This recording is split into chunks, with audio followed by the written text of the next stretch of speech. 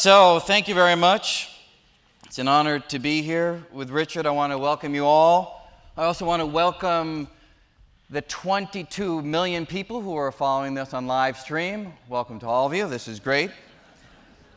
And I also just want to give a quick thank you to two people who made my appearance here possible.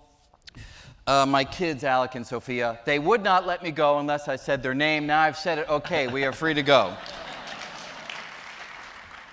All right, just to get us going, and maybe just to sort of clear the air a little bit, you know, there's been some ambiguity about your position, some uncertainty, and I thought we could just sort of maybe hit it head on. Richard Dawkins, do you believe in God? Which God? No, I don't believe in any. Good. All right, that's out of the way. We're good. Now we can keep going. All right. All right, so we're here to talk about this book, great book that Richard just came out with, published today in the United States, An Appetite for Wonder. And a quick spoiler alert, this is actually volume 1 of a 2-volume memoir, and it kind of ends with a cliffhanger where you've just published The Selfish Gene. So the question is, why that structure, and in particular, why is The Selfish Gene, the publication of that book, a natural breaking point? It wasn't intended to be that way. I actually signed a contract with the publishers to do the whole thing in one go. And when I got halfway through, when I got to the age of 35, I thought, I want a bit of a sense of achievement here. And so I thought, I'll stop now and I will publish it as a first volume. I was going to stop before The Selfish Gene, but then the publishers said, no, you've got to go through The Selfish Gene. That's got to be the end of the first volume. It is a natural breakpoint because before that I was a research scientist with a white lab coat, giving lectures, giving tutorials at Oxford. And afterwards, I went on doing that as well, but I then wrote a whole lot more books, did things like television, radio. My life did rather change as a result of The Selfish Gene, so it was a natural breakpoint. I mean, certainly that is the book where you became known to the world, right? I mean, that's certainly where I first encountered you. I was a physics student at Harvard, not doing any zoology or biology, and The Selfish Gene, a chapter was put into a reading packet for a course in philosophy that I was taking. I do hope they gave you royalties for the Xerox copies that they did.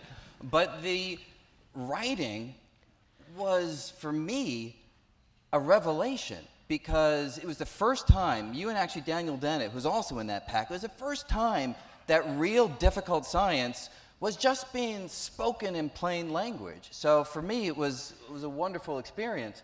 But certainly I didn't know much about your early life until reading this book, and I suspect many are in the same boat. So I thought maybe we'd just do a quick history that you cover lyrically in the first chapters of the book.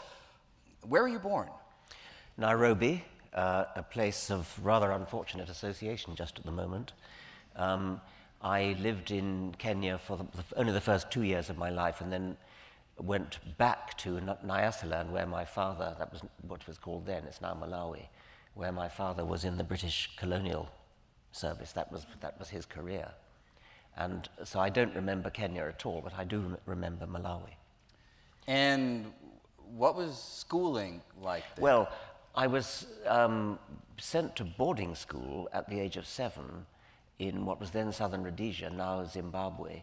It was a remarkable school. It was a very, very English boarding school. It was a kind of export of a rather famous English boarding school called the Dragon School. The Dragon School is in Oxford, and it's a very fine school. And a master from the Dragon School called Tank, that was his nickname. I thought the nickname referred to the sort of tank you have in your roof, but it obviously in fact meant the kind of military vehicle that won't stop for anything. That must have been how he got his nickname. He went out to Africa to seek his fortune and started a kind of son of dragon school called Eagle School. And they had the same kind of traditions. They had a very adventurous spirit. They had the tradition of calling the teachers by their nicknames. And it's the only school I've heard of where, apart from the Dragon School, where this is encouraged. You even called the headmaster Tank when he was beating you, which, you say, sorry, Tank, you'd say. And is there something about that experience that you look to now, or that you would say have your fans, your readers know, that was really highly impressionable on who you became? I mean, is that a vital part when you look back? I'm not sure about that. I mean, it was so English, although it was in Africa. Yeah. It was a very, very English school, and we played cricket, and it was just like being in an English school, really. Home life was a little bit more exotic, and home life was, I keep getting this, but I turned to Brian, I suddenly hit the microphone, sorry about that. Sort of like the voice of God when you turn there, yeah.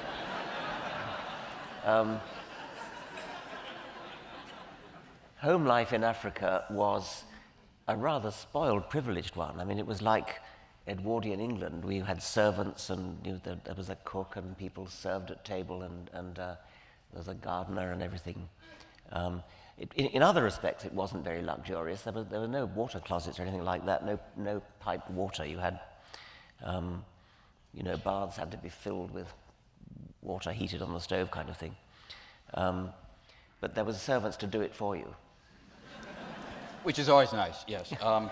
Now, there's one theme that struck me running through the early sections, the early chapters of the book, where you were looking back on, say, young Richard Dawkins, as kind of, I don't know, naive and gullible in some way. And you told a couple of stories. One, you were playing hide and go seek, and the person you're playing with said that they were invisible, and that's why you couldn't find them. And now you look back and you're like, how could I have believed that? You also told a story, a charming little story about lightning and thunderstorms. And the story, what was that one?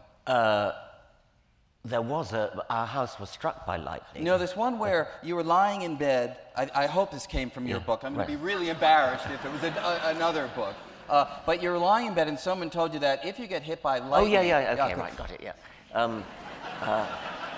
Yes, I was gullible. There was, in the dormitory, actually in my English school, when we'd moved back to England, there was a sort of nighttime storyteller who would hold us spellbound with his horror stories.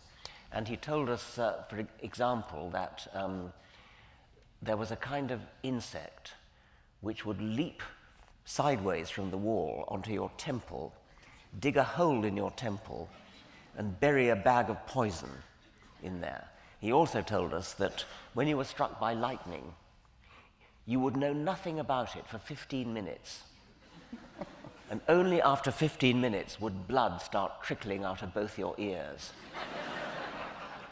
And we all believed this, and when there was a big thunderstorm, we were all waiting in terror, timing 15 minutes. So I wasn't always the skeptic. So you look back now, and you say in the book how it's like vital to teach kids, critical thinking, so they wouldn't believe stories, fantasies like that. Not everyone would agree with that, and I know you've gotten some conversation about. I mean, if you have a bunch of kids that are playing, and Timmy and Jimmy have these ships going near a black hole and rushing all over, and you got little Poindexter in the corner saying, "You can't do that. You can't go faster than the speed of light." It's like whose brain is really firing on all cylinders, and more importantly, who would you rather play with? Yes, I agree. No, I think that playing games like that and playing spaceships and I mean, I played spaceships with my friend Jill Jackson, and our beds were spaceships, and we would make up the fantasy as we went along, and she would say, "Captain, Captain, the Troons are attacking on the starboard side," and I would sort of, steer the spaceship away and so on. I think that sort of fantasy is wonderful. I think I probably draw the line at magic, supernatural magic, where frogs turn into princes and things like that, because that does, I think, possibly teach a wrong attitude to I mean, reality is so wonderful without supernatural magic, and I think I would have benefited from being a bit more skeptical. Partly, you told the story of when I was fooled by this chap who said he was invisible. And, I mean, I was playing hide and seek with him. He was a nice African man, playing hide and seek with him, and I looked in a particular hut, and he wasn't there. And then I came back later and looked in the same hut, and he was there. And he told me that he'd been there all along, but had made himself invisible. And I found that a more plausible explanation than that he had simply been lying. Now, I think it would be good if children were a bit more skeptical than that. But can I ask you one question that, maybe it's more just for my own personal use, because, I'm Jewish, my wife is Catholic. What do you do about Santa Claus? Like, where does that fit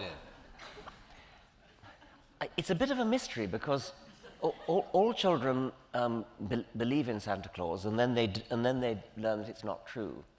But for some reason, they don't then generalize the principle. My parents have lied to me about this. I don't mind. I mean, I don't want to be a killjoy. I don't want to be a Scrooge about this.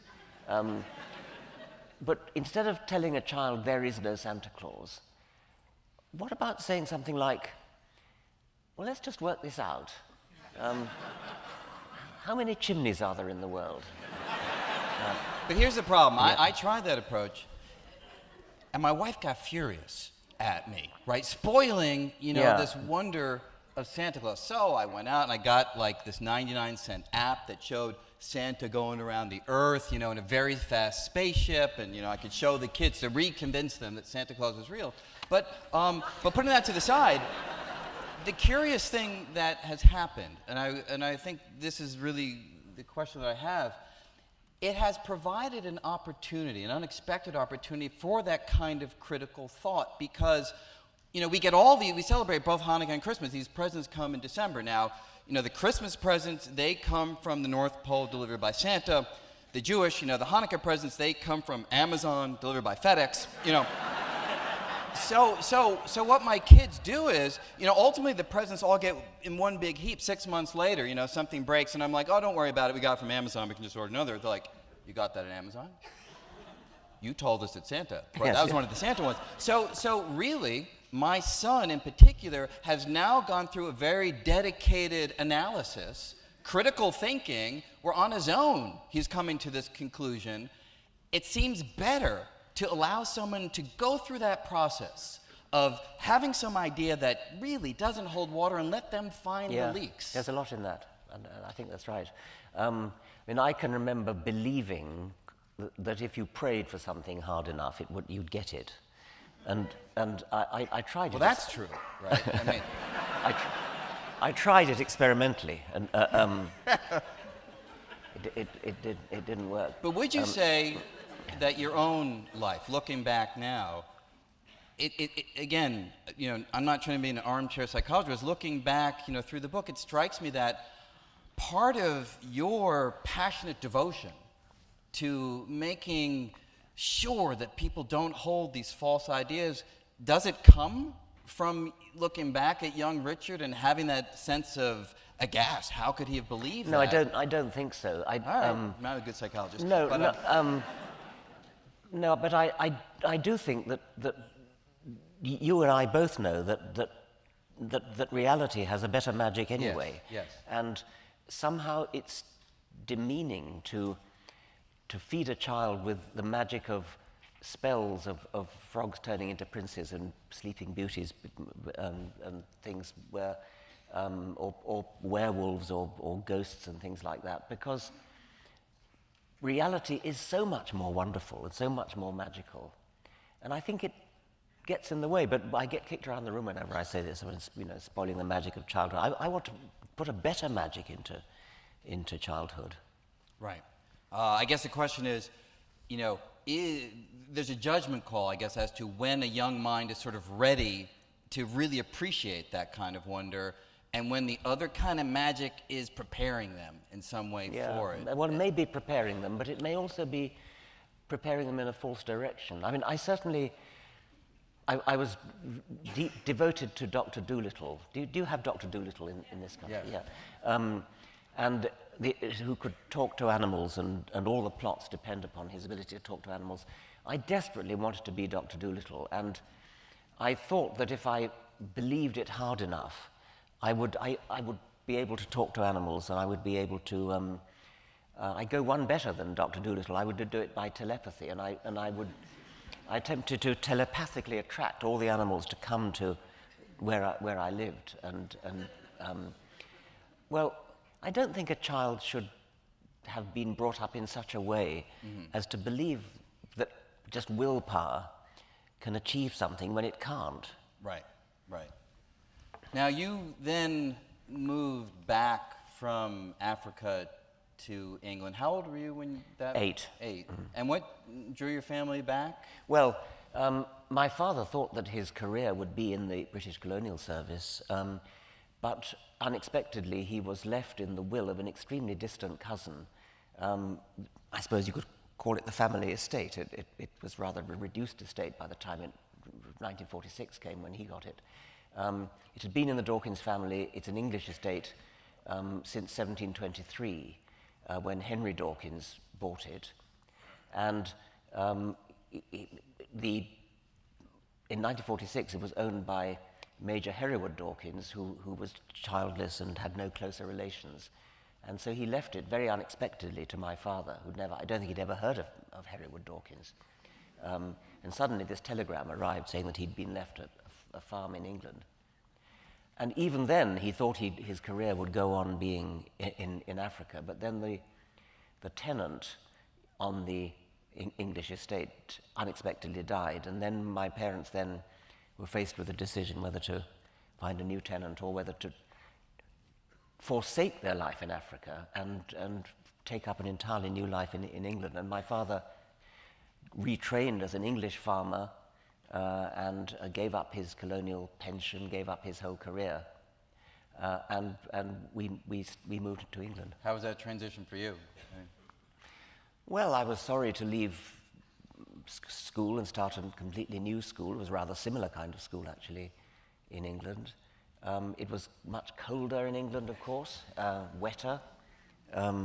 So I missed Africa in many ways. Right. Now you go through, a quite compelling description, which I won't be able to do justice to in the short time that we have of your school years, but then it came time to apply to university, and Oxford was one place that seemed like a natural place to try to go. You had a long family history. Yes, this was family history, and my father and grandfather were both adamant that I should go to Balliol College, Oxford, where I think 11 members of the Dawkins family had been. And it was unthinkable to them that I wouldn't get in, but the school didn't think I would get in.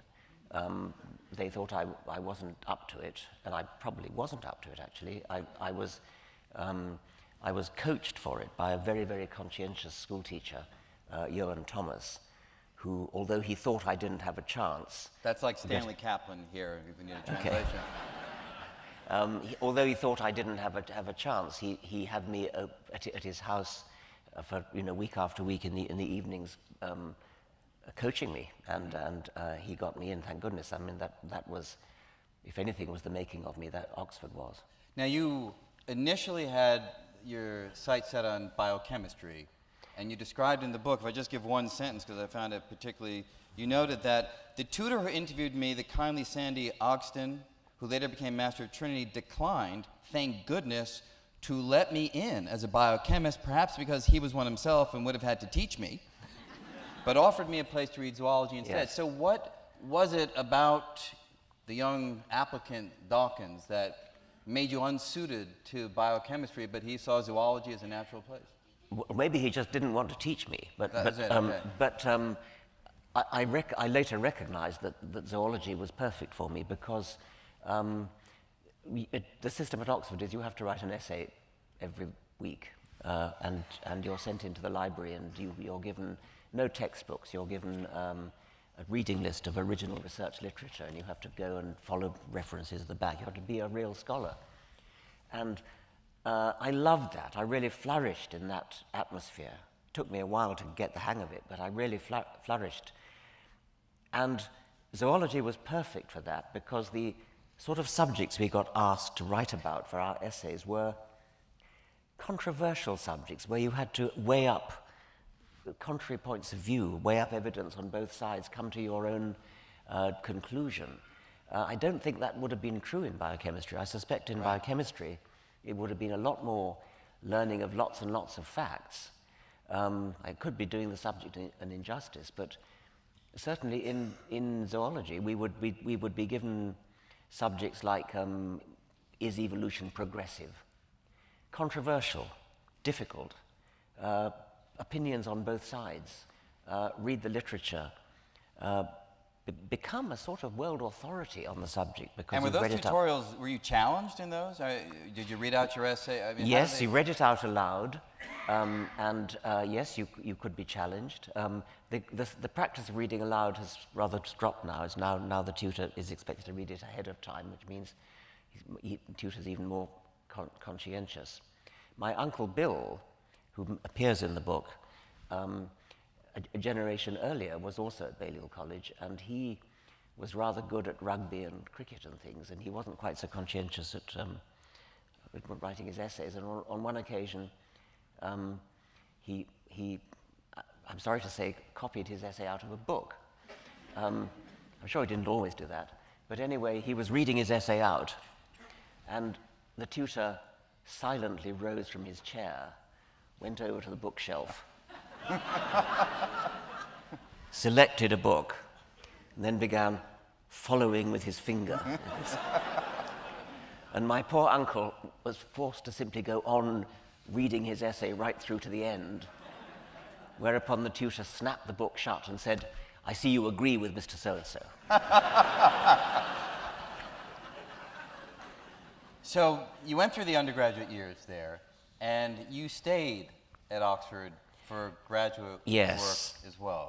I stayed to be, I joined the research group of Nico Tinbergen, who's a very famous scholar of animal behavior. He later won the Nobel Prize. And he had a flourishing research group with a wonderful atmosphere. I became a graduate student among other graduate students. It was one of the happiest times of my life. We had Friday evening seminars, which stayed with me forever. They were, they lasted 2 hours, but you didn't notice. The time flashed by, and the reason the time flashed by was that we didn't just listen to somebody giving a talk and then have questions. The whole time was interruption, argument, discussion. Nico himself encouraged that. He almost wouldn't let the speaker get the first sentence out before he would interrupt. Yeah, but what do you mean by? And then we would be off. And that was a formative educational experience for me. Can I tell you one thing that was interesting when I read it, perhaps even a little surprising?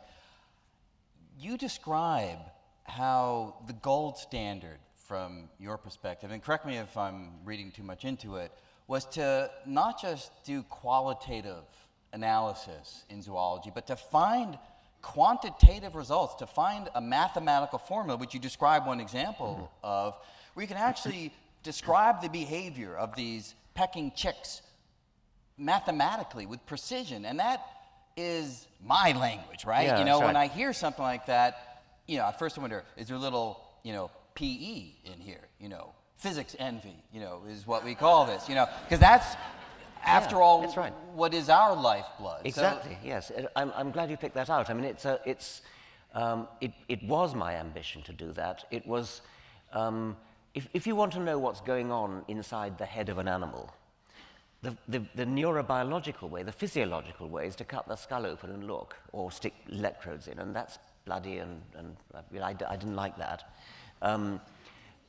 An alternative way, which appealed to me, is to, it's really Popperian philosophy of science, where you think up, you dream up a model, sort of imagine a model, a theory, a hypothesis of what might be going on inside the animal's head.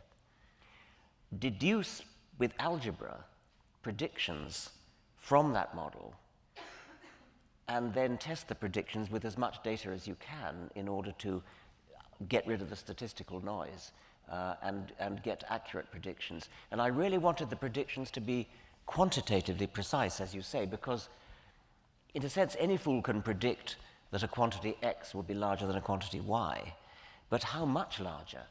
X should be actually a particular mathematical function of Y.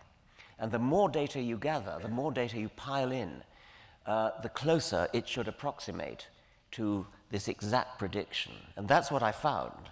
I couldn't claim that the conclusion I drew about what was going on inside my little birds' heads was of any great interest. For me, it was rather more to demonstrate the method that you can do that sort of science without actually opening the animal up.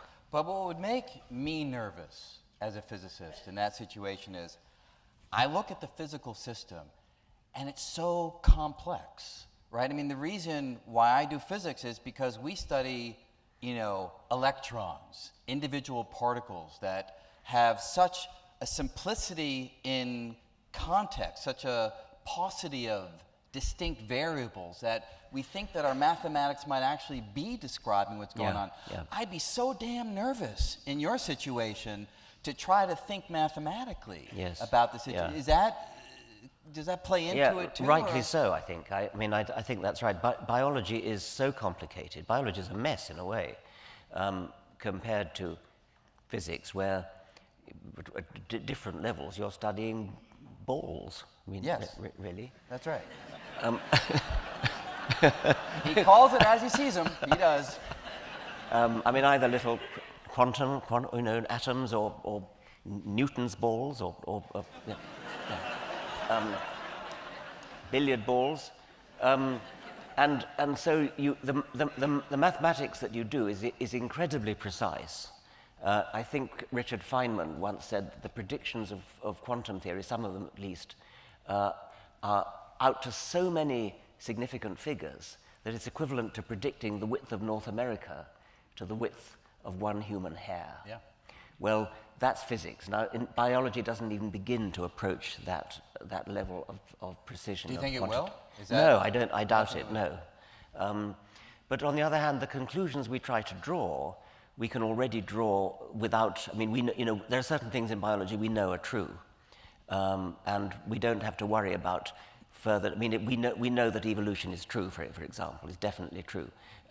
Nothing's going to change that. Details will change, but. Right.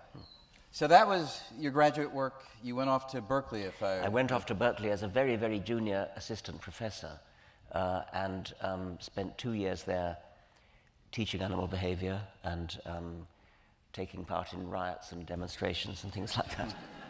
And then you came back to Oxford. Came back to Oxford in 1970 as a lecturer and fellow of New College, Oxford. In 1973, 3 years after you got back, there was a fateful strike. Yes. Right? In the early 70s, there was a bad, almost general strike in Britain, which led to what was called the 3-day week, and there were power cuts, and it was impossible to get on with lab research.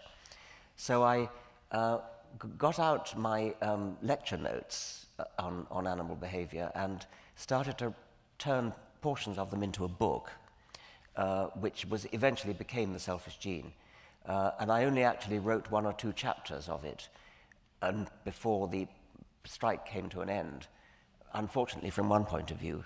And so I went back to my research and put the first 2 chapters of The Selfish Gene in a drawer and didn't return to them until 2 or 3 years later. Right, but ultimately you did.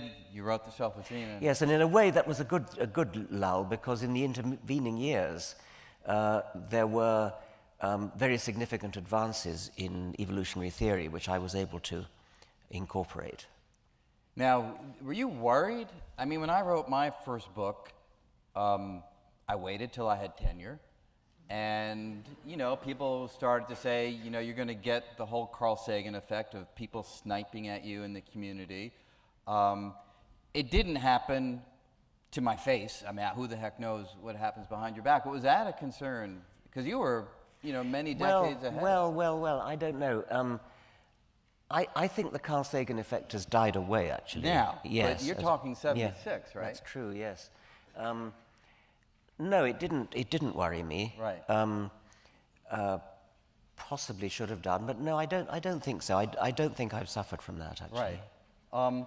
So, of course, from there, you know, you've gone on to write a variety of other books expounding the various ideas of evolution, and you've, of course, as we all famously know, moved into the position as one of the strong proponents of atheism. You know, I made a joke about it early, but it wouldn't, if you don't mind, can we spend a few minutes talking about God, if that's okay? So I'm just wondering, I too get asked at many lectures my view on God.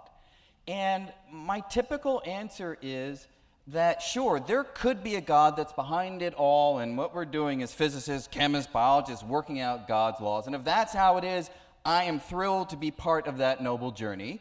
I then add by saying, look, there's no evidence for that. I don't see any reason to believe that. And if what we're doing is just working out the laws of physics or chemistry or biology, and that's all that you need for a universe, I'm thrilled to be part of that journey. So the bottom line is, you know, from a sociological, from a historical viewpoint, religion's very, very interesting, but it's kind of profoundly uninteresting to answer the deep questions, because I feel like all I'm doing is replacing one mysterious set of words framed scientifically with another set of equally mysterious words that are framed non-scientifically. Yeah. Now, I should say, after I say that, I always apologize, because I am all for hedging your bets. I'm not beyond that at all. What do you think of that view? Well,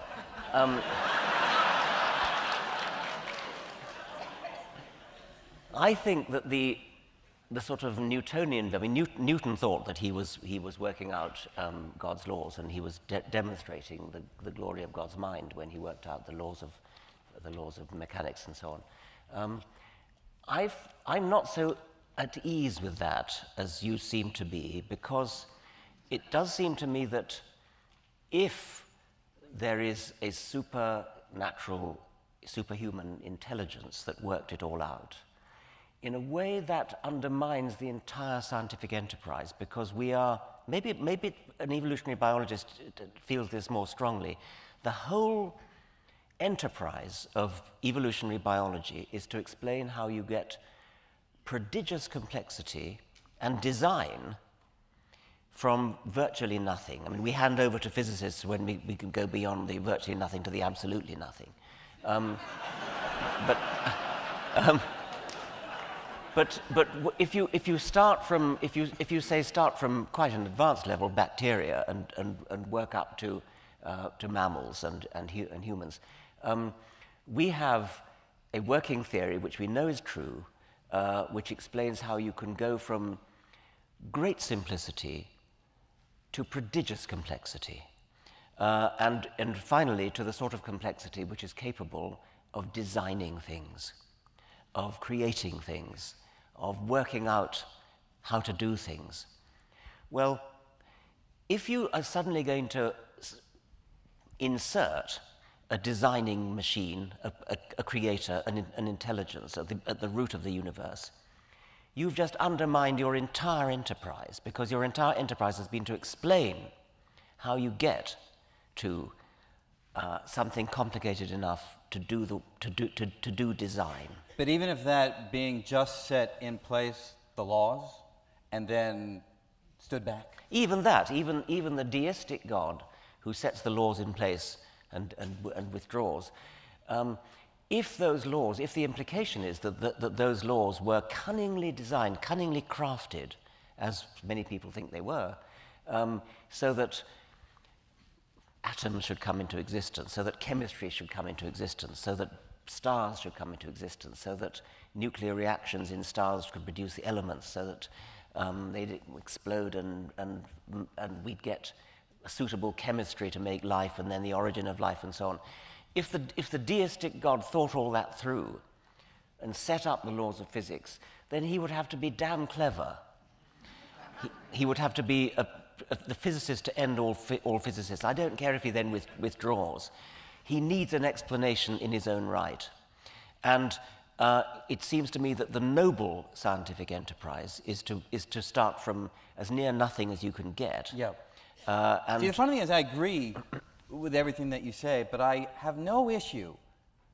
And I've never heard it from you, but some of your group has gotten kind of mad at me, calling me an accommodationist. You know, I have sort of no problem with that really smart God physics guy behind it all. I don't understand why not. I really don't. You know?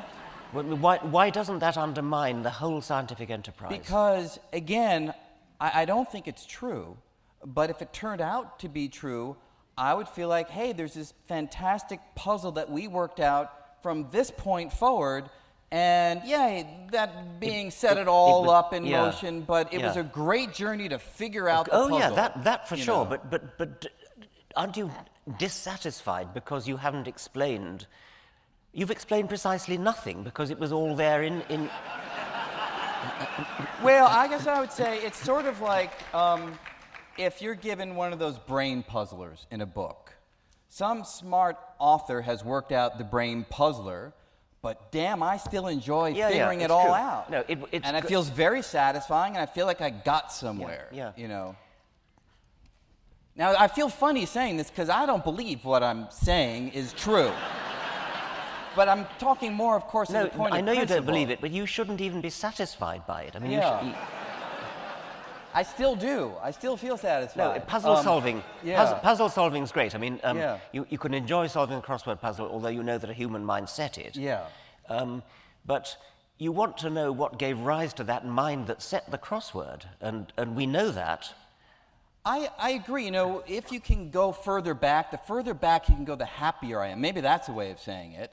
And I'd be like pretty damn happy to go from you know, a billionth of a billionth of a billionth of a second after the beginning till today.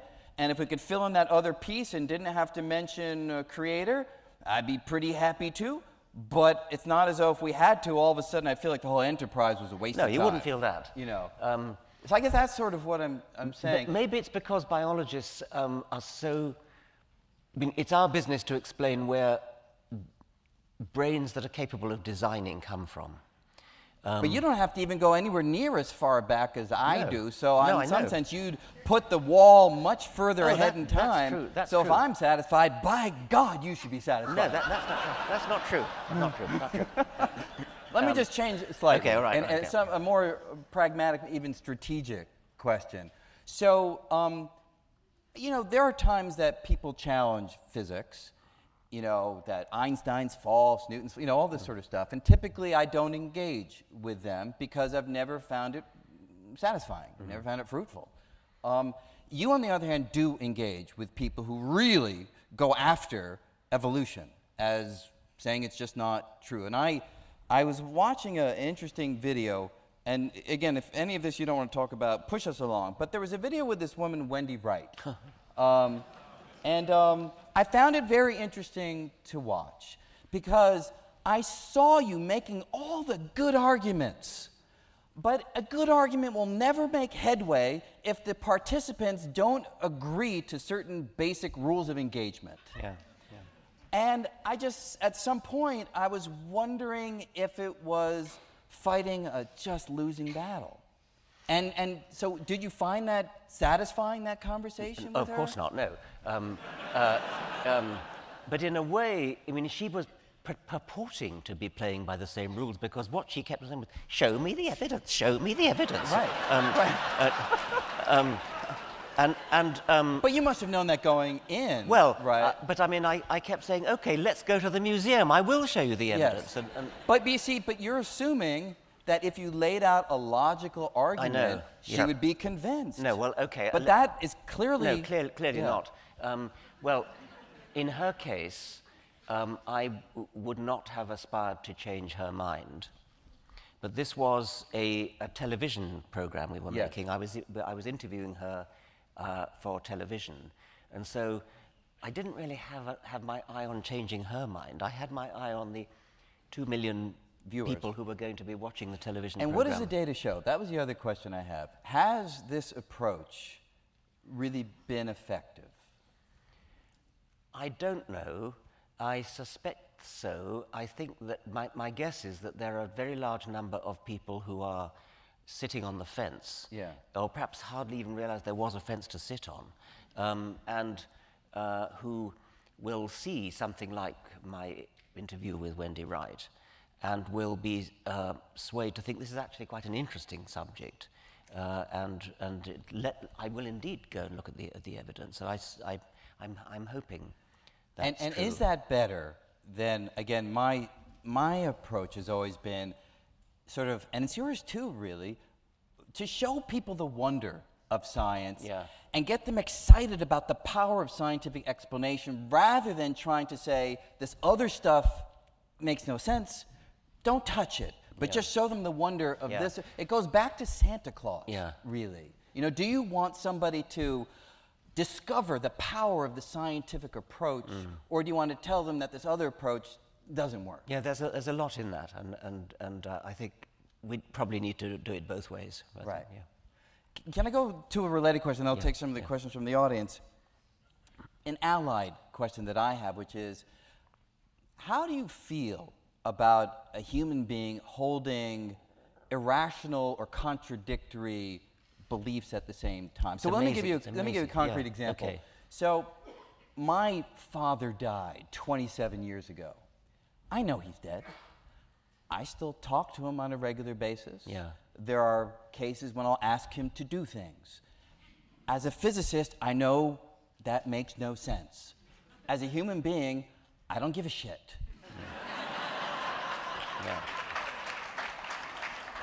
So I guess when you hear that, do you say, man, you're an idiot? No, or like, no, you know. No. No, I think that's quite normal, and I do you think do that's it? a human. I mean, do you find yourself doing it? No, but I wouldn't be terribly. I wouldn't be shocked. I mean, it wouldn't shock me. If a plane was going down, you're on it. Do you pray to God? No, I wouldn't. Would you even invoke God even for a moment? I might use the word God. What would you mean by which God? Which God would you mean? Yeah, I certainly do. I mean, it's part of the language. It's not. Yeah. There are times when one says, "Oh my God," you know, "Oh God." Quick related subject. A question I've always had is, do you think that there are fundamental limits to intelligence? So, you know, we hear this data, and again, tell me if my facts and figures are wrong, that we share, say, 98% of our DNA with our close cousins, say, chimps. So that 2% difference is supposedly responsible for the differences between us. A question I have is that the right way of looking at it, or is the vast majority of the DNA doing sort of under-the-radar processes, and the real part that we should be looking at, we differ by 50% or 80% on that? Oh, I think that's right, yes. All mammals actually share the great majority of their genes, and the way to think of it is, you know that a computer like a Mac or a PC has a lot of toolbox routines which are under the hood, and they're doing things like doing the pull-down menus and the shifting the windows and all that sort of stuff. That's why all Mac programs look alike, because they're all calling the same toolbox routines. And the difference between one program and another, like the difference between Microsoft Word and Mac Paint or something, is just the order in which those toolbox routines are called. And so there's a sort of higher order genes which are calling the lower order genes, like the toolbox routines. And the difference between a human and a mouse, not that many genes different, but the ones, it's the order in which they're called.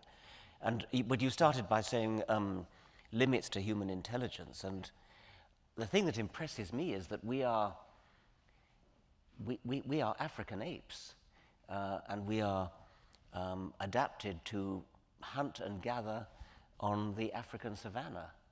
And you wouldn't think that in order to do that, you would need to be able to compose a symphony or write a poem or do physics. In fact, those who did physics probably got eaten, right? Yeah. They should have been looking out there. Exactly. Right. Exactly. So there is, there seems to be an enormous capacity for emergence in the human brain when you add culture, when you add the remarkably fast process of cultural evolution with no effective genetic change at all, and what we can do, even if you just go to, what Archimedes did, and then go on to what Newton did, and then go on to what Einstein did, and go on to what modern quantum theorists do.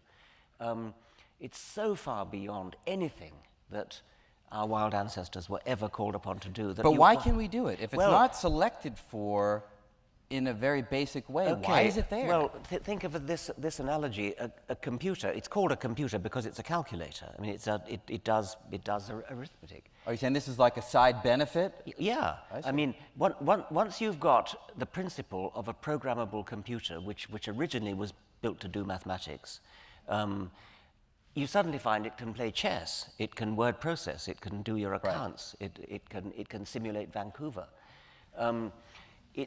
It doesn't require much additional effort. Once you've got this idea of a programmable, versatile machine, you can make a computer absolutely become another kind of machine. Right. It can simulate anything, and I think you call that an emergent property, and I think that the human brain accidentally, as a byproduct, because of something about what was necessary in order to survive in the African plains or something, gave us brains which were capable of showing these emergent properties. And who knows what the limits are? I mean, who would ever have predicted that you could get a genius like Einstein? Right.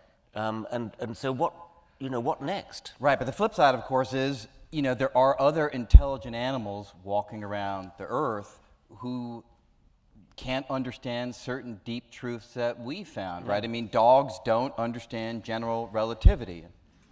Again, every time I say that, I think the dogs are out there, he thinks we don't understand general relativity. But sort of putting that to the side, one presumably thinks that we're in the same boat, that the deep truths may be right here for the taking, but like the dog, we just don't have the gray matter to figure it out. I think that's perfectly possible. There's a lovely, not lovely, rather nasty actually, science fiction story, but Fred Hoyle's The Black Cloud. We don't know that one. Okay. Yeah. Well, there's a superhuman intelligence which we humans get in touch with, and at the end of the book, the humans start to converse with it about the deep problems. They call them the deep problems, and you've just used the phrase. And the superhuman intelligence, which is a great big cloud, offers to teach them the deep problems, and they die. Their brain just overheats. It can't. Smoke comes out, and that's right. it. Yeah, right. That's right. So it could be like that. Right. But on the other hand, it could be dangerous to think about. It can be dangerous. But on the other hand, we've progressed so far towards the deep problems since our Pleistocene ancestors that it would be a bold person who would predict that we can't go on. Are you surprised? I mean, we all talk about the great variation of life on Earth, and you see these wonderful pictures of deep sea. I mean, it's really rich. But at another level, I'm really wondering, are you surprised at the limited range of life on Earth? I mean, when you think about the number of sort of distinct senses that different living organisms have, you can count them on probably two hands, right? Yes. The senses. As a physicist, you ought to accompany that by saying, well, why don't we have such and such a sense? Yes. And I'm not sure you'll be able to do that. I would have thought, actually, we probably do have senses to do most of the things that physics allows us to do. We don't have radio. Other ranges of the spectrum. I guess you could say that we live in a world where the sun's rays are in a certain wavelength, and therefore those are the ones that are most useful for us to have. But we have Well, when echolocation was discovered, bat sonar, yeah. Humans had discovered sonar for military purposes before Donald Griffin discovered that bats do it. And Griffin has a story that his colleague who worked with him on it, Greene, was reporting on the bat sonar at a conference of, I think, engineers. And one of them was so furious, he actually seized Greene and shook him, because he couldn't believe that, that bats had got there millions of years before, humans.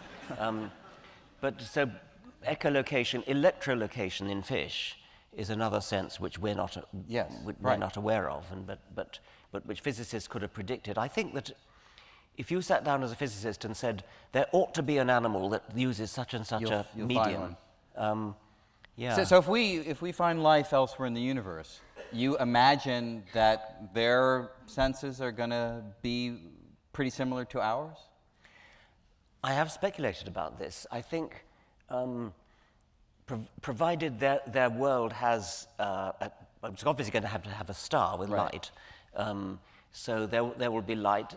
Light provides an obvious way to make sense organs, because photons travel in dead straight lines. They're reflected in a beautifully geometric way. So I would expect there to be eyes.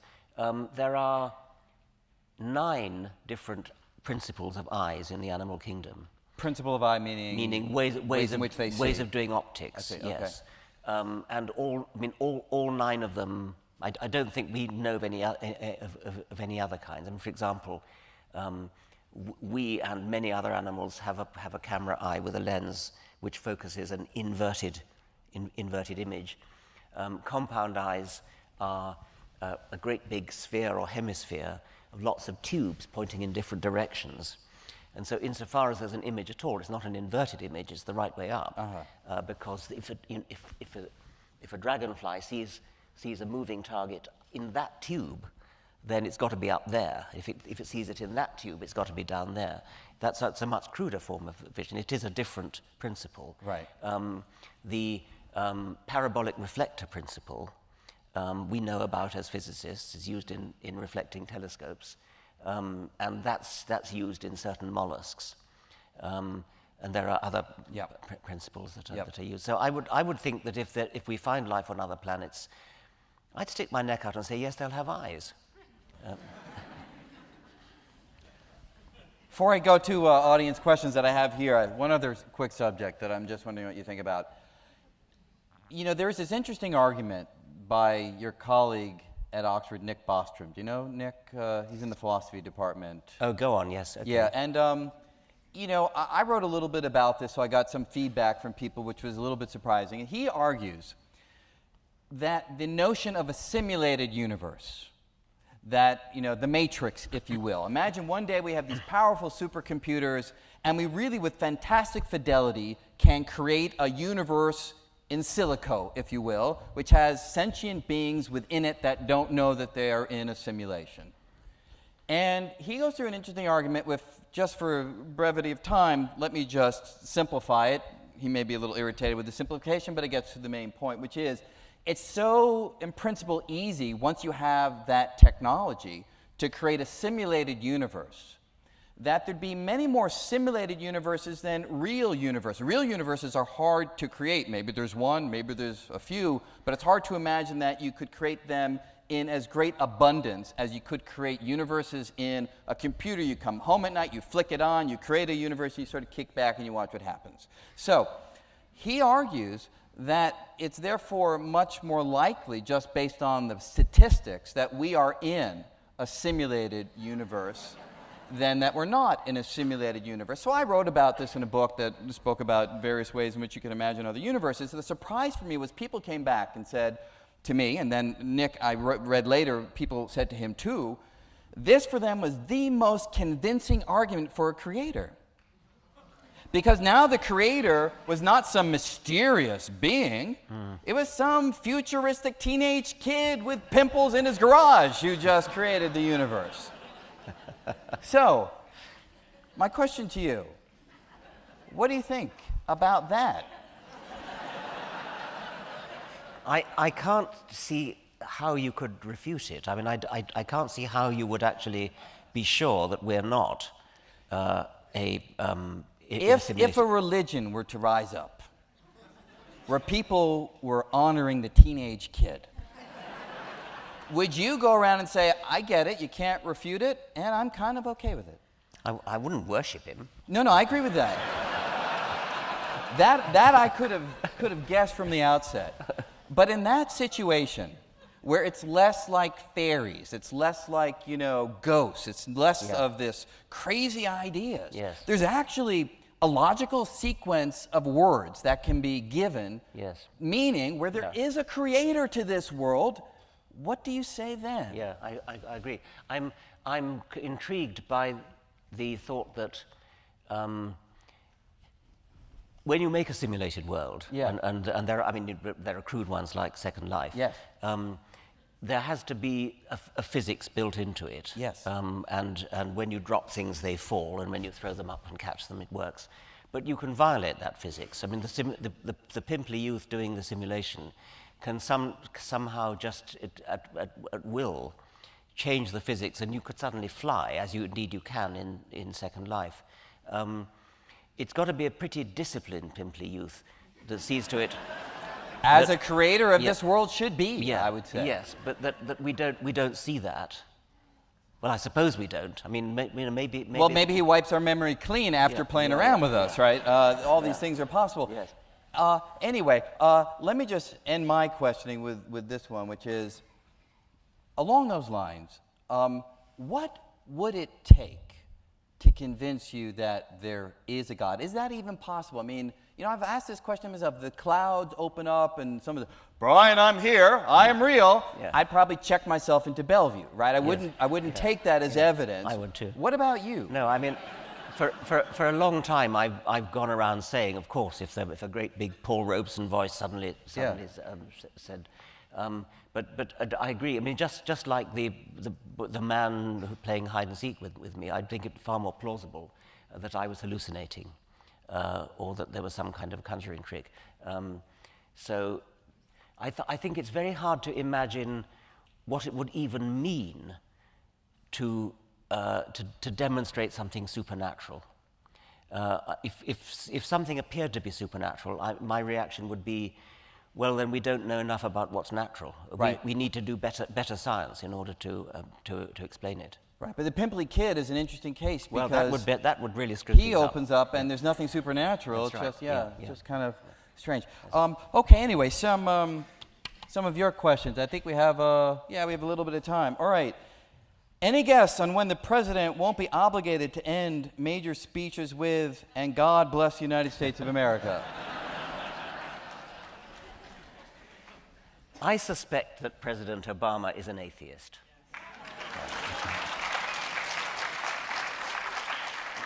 The interesting question, and I wouldn't be surprised if Presidents Clinton and Kennedy were as well. It wouldn't, but the interesting question then is, when will they dare to say so? When will a president dare to say so? And my suspicion is that there may be a certain amount of emperor's new clothes going on here, and it's widely believed that you cannot get elected in the United States unless you say, "In God we trust," whatever it is, of "God bless America." Maybe it's just not true. I mean, maybe nobody's tried it. Maybe we should all be, not we, I can't speak for you, maybe you should all be writing to your congressman saying, you don't just have to suck up to the Catholic lobby and this lobby and that lobby and so on. What about the atheist lobby? We exist. We're actually quite numerous. So don't take us for granted. And maybe that'll come soon. Maybe there'll be a tipping point. Maybe somebody will blink. Yeah. I've noticed there's a certain niche group of people who follow your work in order to spread your ideas to the general public of looking at things logically. How do you inspire those who are ignorant? Well, we covered that a bit with Wendy Wright, didn't we? Yeah. Yeah, okay. For both of you, how do you think humanity will escape what Carl Sagan called our technological adolescence?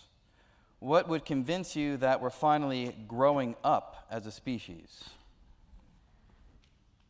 I'm not sure where he said that. Do you remember where he said that? I don't, actually. I don't know if the questioner can fill us in or if it matters. But adolescence.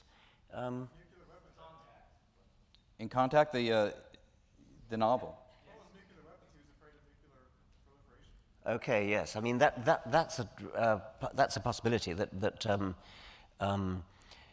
nuclear proliferation. I mean, it's been speculated that there may be a rather brief window in any planetary life form between reaching the sort of advanced technological level where we might get in touch with them. But this is attempting to explain why we haven't actually received any signals from extraterrestrials. It may be that the window between the moment when they reach the technological threshold of being able to send radio signals that far and then wiping themselves out is a brief little blink. So all over the universe there may be little kind of winkings of intelligent life coming into existence and almost immediately, by geological standards, wiping themselves out. Could it also be, I mean, we spoke a little bit about this, but the question leads me to ask it further. You know, I suspect you think that life in the universe is possible or maybe yes. even likely. Yeah. But it's less obvious whether intelligent life is ubiquitous, where by intelligence I simply mean that they can send out those radio signals. Yeah. I mean, there were a lot of dinosaurs ruling Earth for a long time. Yes. It was some happenstance meteor that seemed to have changed the course of biological history. Yes. What if that's a very rare event? I think there are probably various thresholds that a life form passes through, and producing, well, in our case, the eukaryotic cell was a kind of threshold, and then maybe language might be another right. threshold. Radio technology, which is capable of deploying the rather large amounts of energy it'd be needed to reach us. I mean, obviously, we're talking about great distances here, and so it could be that life itself is common enough, but that life that's capable of generating something that we can detect. Yes. It may be extremely rare. Yeah, it could conceivably be unique. It could be unique. Right. Even life itself could be unique. I mean, we don't know that, and that has the interesting corollary, since the number of planets in the universe is so enormous. If you want to believe, if anybody here wants to believe that life on this planet is unique, then you're immediately committed to the view that the origin of life on this planet was a staggeringly rare event. Yeah. So rare that you'd be totally wasting your time trying to work out what happened, because what we're looking for is not a plausible theory. We're looking for an almost unbelievably implausible theory, because if it were plausible, the universe would be crawling with life. But we can find implausible theories with great plausibility. I mean, there are physical theories that are highly, highly tuned, therefore very implausible, but on paper we can write them down willy-nilly. Okay. Yeah. So if because what you said suggested, if we find the explanation for life, that means it's likely to be a commonplace occurrence because the explanation was so straightforward. Yeah. But I don't know if that's convincing, because we're pretty good at finding rare explanations. Yeah, that's an interesting point. Can you speak to why there are no high-profile female atheists? Why is it sort of a white man's club? Well, I don't know that it is. I certainly don't think it should be. No, I mean, I don't have any explanation for that, and I hope it's not true. Are you going to look for an explanation, or is that kind of a question that just sort of? I don't think there's any difference in the sexes that matters in this respect. Brian, Big Bang, Big Crunch, Big Bounce, or infinitely old universe? Richard, to what extent does the notion of the Big Bang rest on mankind's need to know how it all started? Must there be a moment of creation? For me, yes on Big Bang, probably no on Big Crunch. Big Bounce seems pretty damn unlikely, and infinitely old, not in this universe. Richard, you. What was my question? What was my question? Your again? question was, to what extent does the notion of the Big Bang rest on mankind's need to know how it all started? Must there be a moment of creation? Must there be a moment of creation? Well, no, because the steady state theory, which is now unfashionable, postulated no moment of creation. The universe was with us forever, and matter was created in the interstices between galaxies. So, as it happens, physics doesn't support that nowadays. So, the Big Bang rests on physical evidence, not on man's need for anything. Which do you believe will have the greatest, most transformative impact in the next 50 years? Genomics, AI, or robotics? I take it AI means artificial intelligence, not artificial insemination. Is that?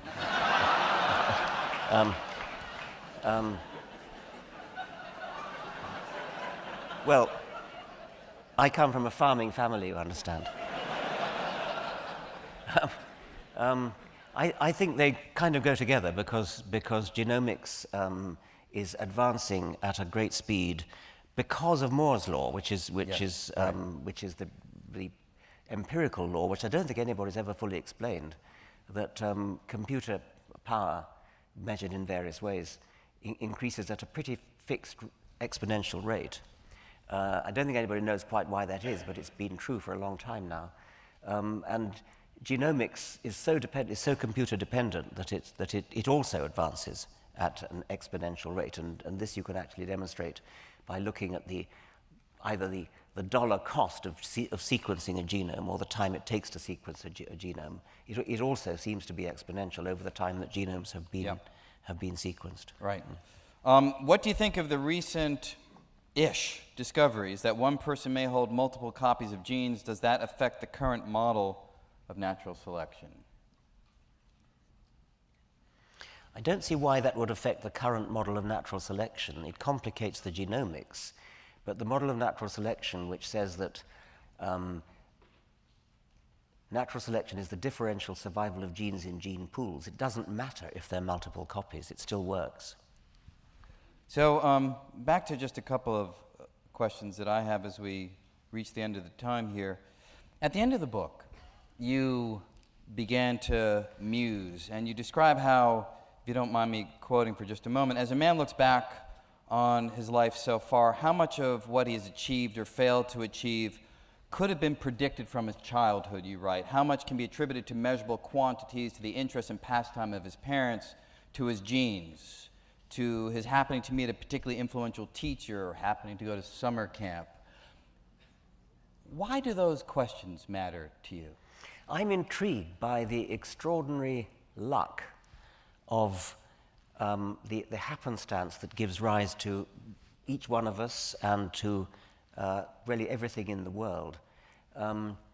I've dramatized this by saying, what if a particular dinosaur had sneezed at a particular moment and thereby changed whether or not it caught? You know, if it hadn't sneezed, it was just about to eat a little shrew-like animal, which was to be the ancestor of all the mammals. There was such an animal. There was one individual shrew-like mammal, which was the ancestor of all modern mammals. This dinosaur was about to eat it when it sneezed, and so the little shrew-like animal got away. So not only our lives, but the existence of all the mammals hangs on that sneeze. Now, of course, I don't know that that particular story is true, but I'm absolutely sure that some similar story is true. Not just one such story, but many, many stories. All of us owe our existence to the happenstance of one particular sperm hitting one particular egg at a particular day. Not only in our parents' generation, our grandparents' generation, our great-grandparents' generation. Aldous Huxley said, 1,000,000 spermatozoa all of them alive. Out of their cataclysm, but one poor Noah dare hope to survive. And of that billion minus one might have chanced to be Shakespeare, another Newton, a new Donne. But the one was me. Shame to have ousted your betters thus, taking ark while the others remained outside.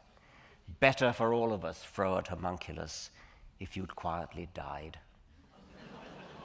We all of us are incredibly lucky to be here, and once you've been born, once you've been conceived indeed, then the probability that you're going to go on becomes much, much higher, of course. I mean, before you were conceived, the chance of your existing was all but zero.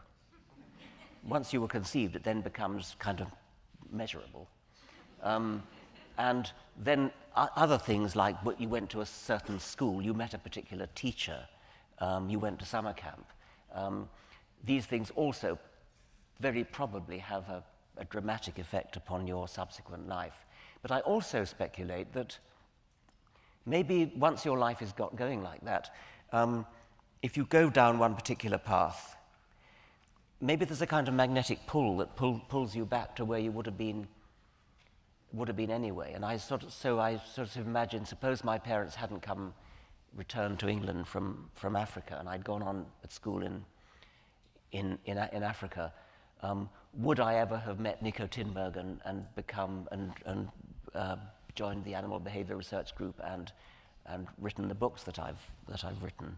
Would there have been a magnetic pull back to the same pathway, despite the fact that there was this diversion early in life? And this is a question, it's of no great interest for my life, but we can all of us ask that but it's question. Also completely untestable.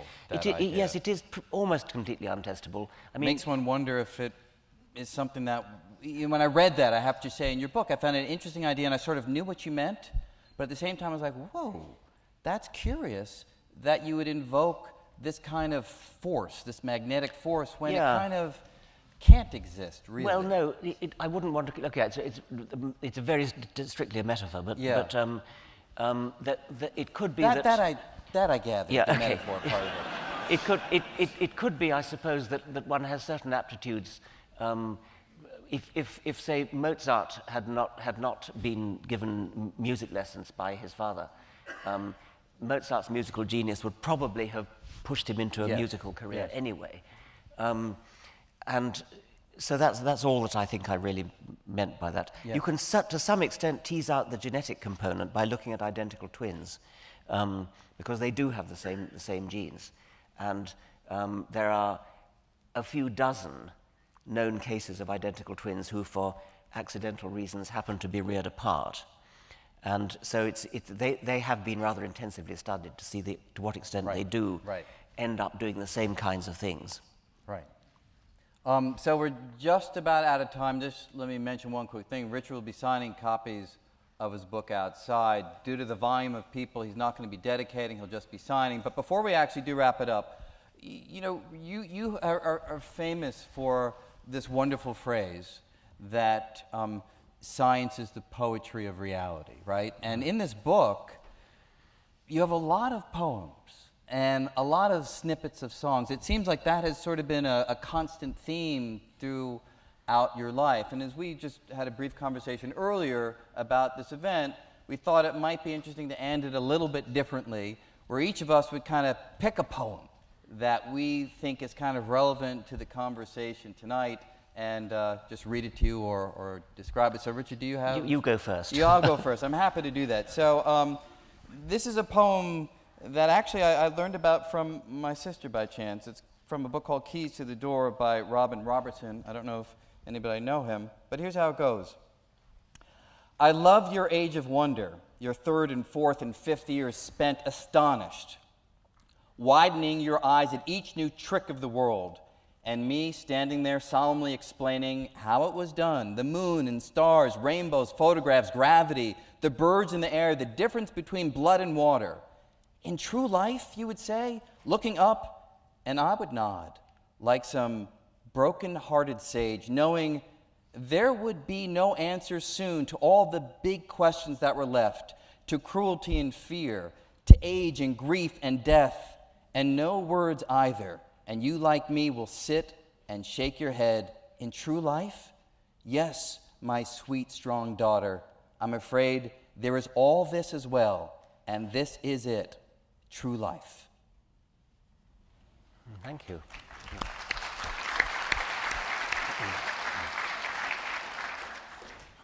I'll try a short poem by W.B. Yeats, who was very much not a scientist. He was a mystic. But this, to me, carries a sort of message of scientific wonder. Be you still, trembling heart. Remember the wisdom out of the old days. Him who trembles before the flame and the flood, and the winds that blow through the starry ways. Let the starry winds and the flame and the flood cover over and hide, for he has no part with the lonely, majestical multitude.